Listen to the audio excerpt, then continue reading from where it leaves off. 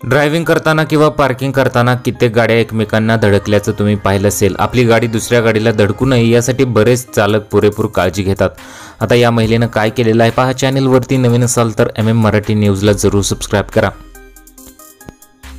व्हिडिओमध्ये तुम्ही पाहू शकता की सुरुवातीला एक गाडी पार्क दिसते। या गाडीच्या पुढच्या दुसरी गाडी पार्क होते आहे। ही गाडी रिवर्स येते। गाडीच्या मागे पाण्याने भरलेली बाटली आहे। जशी गाडी मागे येते तशी ही बाटली मागच्या कारला धडकते। थेट कारऐवजी कारवर लावलेली बाटली दुसऱ्या गाडीला लागते, ज्यामुळे बाटलीवर दाब येतो। या बाटलीला एक पाईप जोडलेला आहे। तो पाईप ड्रायव्हिंग सीट पर्यंत पोहोचवण्यात आला आहे।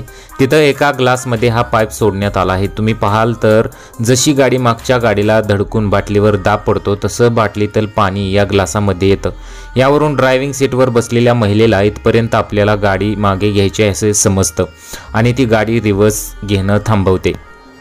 अनेक लोकांना हा जुगाड आवडलेला नाही, परंतु यामार्फत काहीतरी टेक्नॉलॉजी विकसित करता येऊ शकते अशा सुद्धा पॉझिटिव्ह कमेंट्स बऱ्याच लोकांनी केलेले आहेत। तुम्हाला याबद्दल काय वाटतं? तुमच्या प्रतिक्रिया आम्हाला कमेंट बॉक्समध्ये जरूर कळवू शकता।